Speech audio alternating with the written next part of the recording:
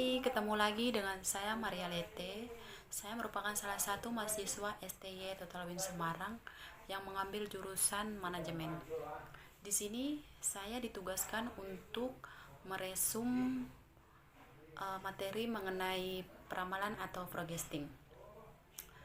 Pada pembahasan kali ini akan saya menjelaskan tentang peramalan yang meliputi pengertian peramalan atau forecasting, tujuan peramalan, fungsi peramalan, manfaat peramalan, metode peramalan, dan jenis-jenis peramalan dengan pembahasan lengkap dan mudah dipahami.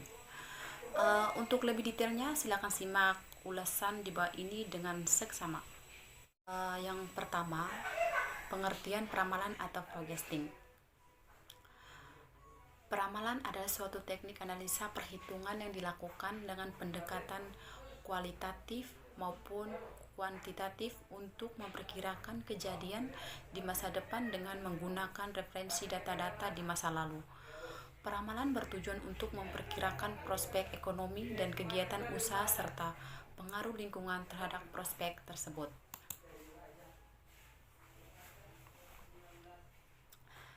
Berikutnya, fungsi dan manfaat peramalan atau forecasting. Fungsi peramalan ini akan terlihat saat pengambilan keputusan-keputusan yang baik, yaitu keputusan yang didasarkan atas pertimbangan apa yang akan terjadi pada waktu keputusan tersebut dijalankan.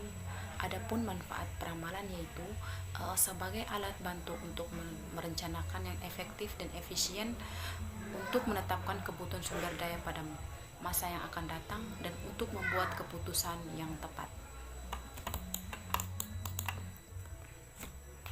Tujuan peramalan.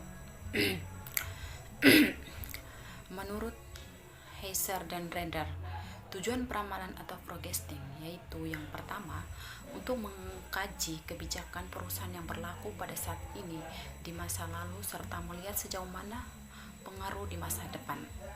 Yang kedua, peramalan diperlukan karena adanya time lag atau delay antara saat kebijakan perusahaan. Yang ketiga, ditetapkan dengan saat implementasi.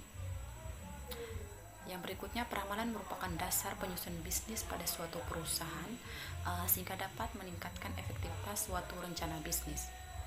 Nah, sekarang metode peramalan.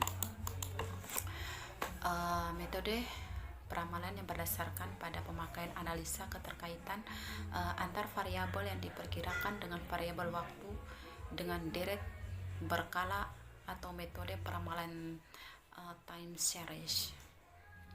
Yang pertama, metode peramalan yang berdasar pada pemakaian analisis pola hubungan antar variabel yang hendak diperkirakan dengan variabel yang menjadi pengaruh yang bukan waktu disebut metode korelasi atau sebab akibat atau metode peramalan kausal. Yang kedua, metode peramalan yaitu suatu cara mengestimasi atau memperkirakan dengan kuantitatif ataupun kualitatif apa yang terjadi di masa depan menurut data yang relevan di masa lalu. Adapun jenis metode peramalan antara lain sebagai berikut. Jenis peramalan forecasting berdasarkan horizon waktu. Menurut Herjanto, berdasarkan horizon waktunya, peramalan atau forecasting dibagi menjadi 3 jenis, yaitu peramalan jangka panjang, yaitu peramalan yang mencakup waktu lebih besar dari 18 bulan. Misalnya peramalan yang diperlukan dalam kaitannya dengan penanaman modal, perencanaan fasilitas, dan perencanaan untuk kegiatan lead bank. Peramalan jangka menengah yaitu peramalan yang mencakup waktu antara 3 hingga 18 bulan.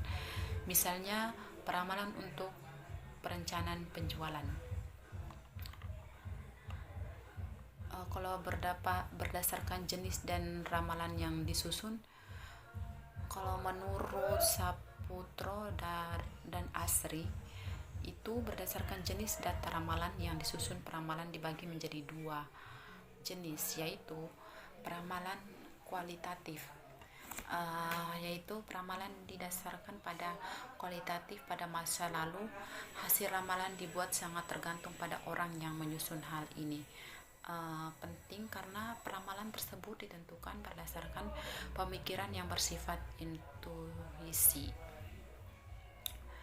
Peramalan kuantitatif yaitu peramalan yang didasarkan atas data penjualan pada masa lalu. Hasil peramalan dibuat sangat tergantung pada metode yang dipergunakan dalam peramalan tersebut. Penggunaan metode yang berbeda akan diperoleh hasil yang berbeda pula.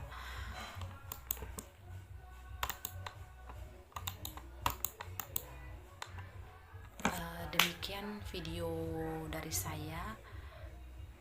Jangan lupa di like, komen, subscribe.